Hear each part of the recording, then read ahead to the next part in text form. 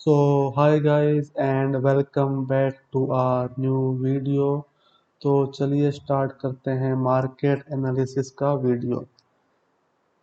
जैसा कि हमने हमारे पिछले वीडियोस में बात की थी कि जब तक मार्केट डेली टाइम फ्रेम पे 200 डेज की मूविंग एवरेज को ऊपर की साइड ब्रेक करके ऊपर सस्टेन नहीं कर लेता कुछ टाइम तक, तब तक मार्केट में ऊपर की साइड में बड़ा मूवमेंट आना थोड़ा डिफिकल्ट हो जाएगा। तो हमारे उसी एनालिसिस के अकॉर्डिंग आप देख सकते हो कि मार्केट पिछले काफ़ी टाइम से 200 डेज की मूविंग एवरेज पे डेली टाइम फ्रेम पर रेजिस्टेंस फेस करने के बाद उसके नीचे ही ट्रेड कर रहा है। एंड आज की जो कैंडल है वो छोटी रेड कलर की कैंडल बनी है, जिसमें ऊपर की विक थोड़ी बड़ी है एंड नीचे की विक थोड़ी छोटी है।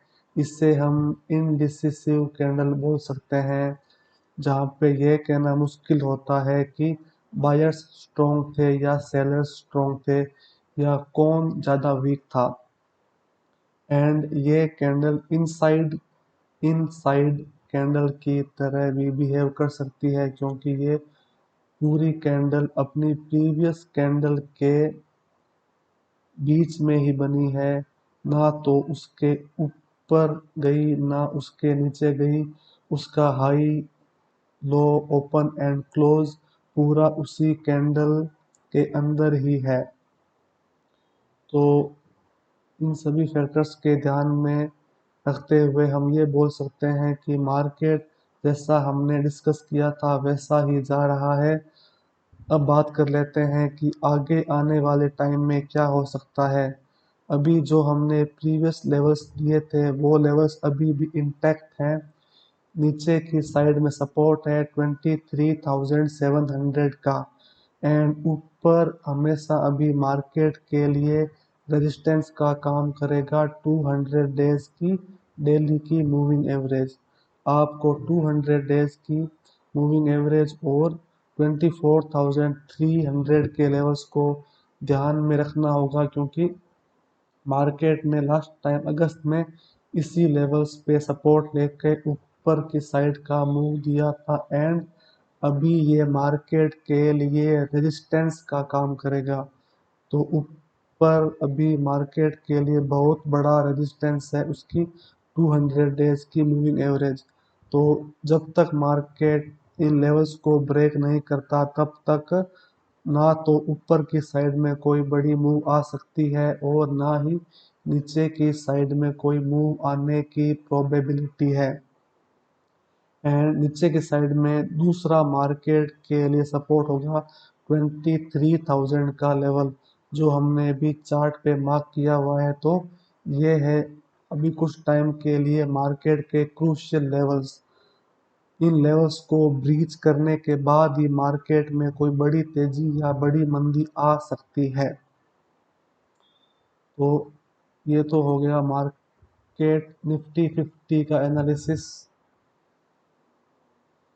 दूसरा बड़ा फैक्टर्स हमारे मार्केट के लिए होता है क्रूड ऑयल। तो एक नज़र क्रूड ऑयल पर भी डाल लेते हैं।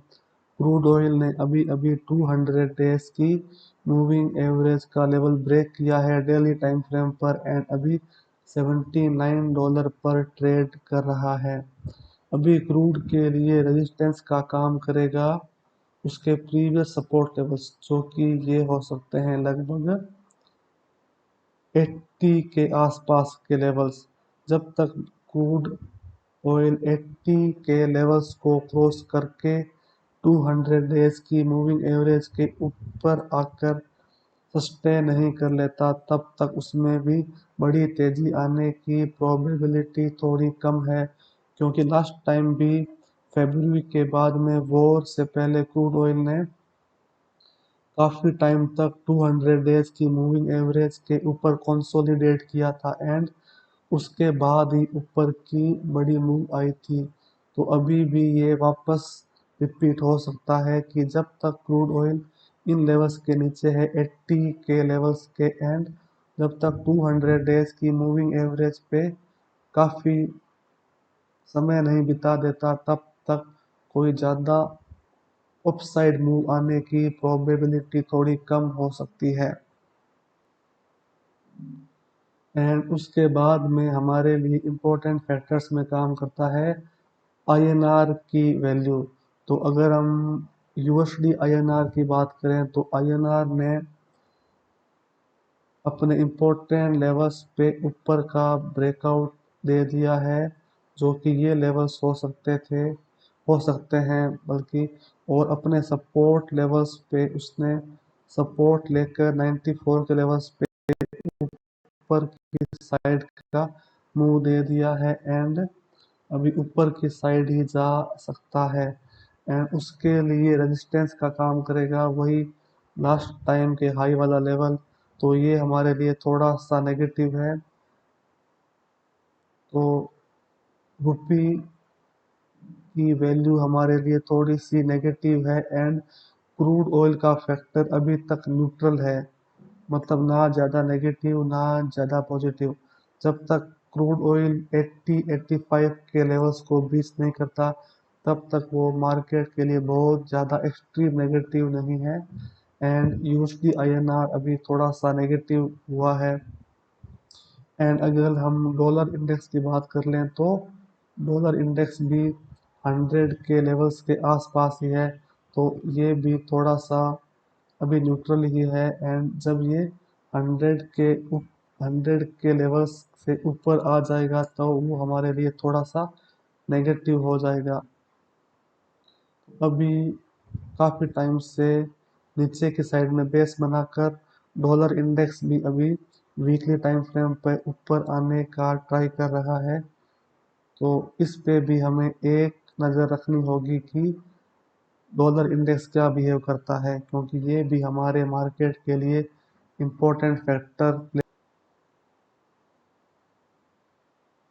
हमने मेजर चार्ट्स की बात कर ली है, निफ्टी 50 ब्रॉडर मार्केट डिस्कस कर लिया एंड उसको इम्पैक्ट करने वाले फैक्टर्स हमने देख लिए, जैसे crude oil and USD INR की वैल्यू। तो अभी थोड़ा सा F I eyes and D I eyes की एक्टिविटी को भी देख लेते हैं कि आज उनकी क्या एक्टिविटी रही।